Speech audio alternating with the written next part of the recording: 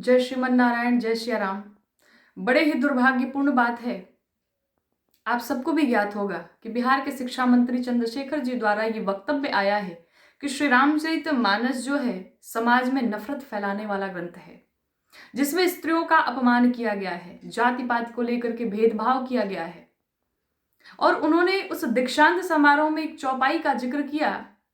उन्होंने कहा कि अधम जाति में विद्या पाई भयउ यथा अहिदूध पिलाए। इस चौपाई का वो अर्थ का अनर्थ निकाल रहे हैं, समाज में भ्रम फैलाने का कार्य कर रहे हैं, लोगों को बहकाने का प्रयास कर रहे हैं। मुझे लगता है कि आपने ये वक्तव्य इसीलिए दिया है कि या तो ये आपकी सोची समझी साजिश है, जानबूझ करके आपने ऐसा बोला है, इट्स अ प्योर पॉलिटिक्स, या फिर आपको ज्ञान ही नहीं है। क्यों? क्योंकि अगर आपने श्री रामचरितमानस जी का अध्ययन किया होता तो आपके मुख से कदापि ये बातें नहीं निकलती। आप कहते हैं कि श्री रामचरितमानस समाज को तोड़ने का कार्य करती है। नहीं, श्री रामचरितमानस जो है जोड़ने का कार्य करती है। श्री रामचरितमानस त्याग, तपस्या, बलिदान, प्रेम, सौहार्द, करुणा का ग्रंथ है, मर्यादा का ग्रंथ है। और आप कहते हैं कि श्री रामचरितमानस नफरत फैलाने का कार्य करती है।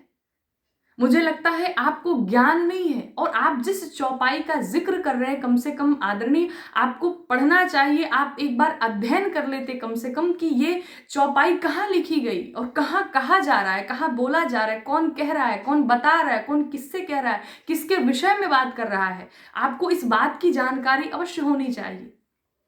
और आप जिस चौपाई को लेकर के समाज में भ्रम फैलाने का कार्य कर रहे हैं, इस चौपाई को काकभूसुंडी जी महाराज गरुड़ जी से कहते हैं और इस चौपाई को स्वयं कहते हैं। वो स्वयं को शूद्र कहते हैं, वो स्वयं को नीच कहते हैं, वो स्वयं को अधम कहते हैं कि मैं शूद्र था, प्रथम बार मेरा जन्म अयोध्या जी में हुआ था, अकाल पड़ा और मैं उज्जैन चला गया।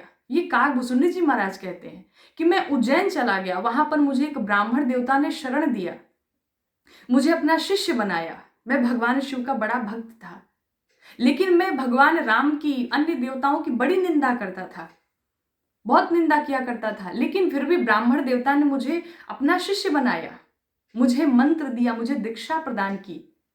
तो जहां तक आप जाति पाति की बात कर रहे हैं, तो यहां तो ये बिल्कुल साबित हो जाता है, निश्चित हो जाता है कि जाति पात की कोई बात ही नहीं थी। क्योंकि अगर ब्राह्मण जाति पाति करते, कोई भेदभाव करते, द्वेष रखते, तो वो दीक्षा देते ही नहीं, वो मंत्र देते ही नहीं, वो काकभूसुंडी जी महाराज को अपना शिष्य बनाते ही नहीं। तो उन्होंने अपना शिष्य बनाया, गुरु मंत्र दिया। ये बात तो यहां सिद्ध हो जाती है कि जाति पात की कोई बात ही नहीं थी।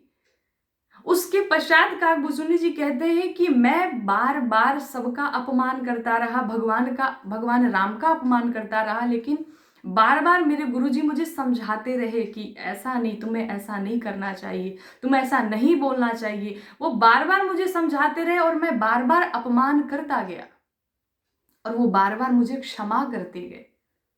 और एक दिन तो मैंने अपने गुरु का ही अपमान कर दिया और इसे देख करके भगवान शंकर कुपित हो गए और उन्होंने मुझे श्राप दे दिया। मैं कांप रहा था जिस समय भगवान भोलेनाथ ने मुझे श्राप दिया। और मेरी इस स्थिति को देख करके मेरे गुरुदेव, उन्हें रहा नहीं गया, उन्हें सहन नहीं हुआ। वो भगवान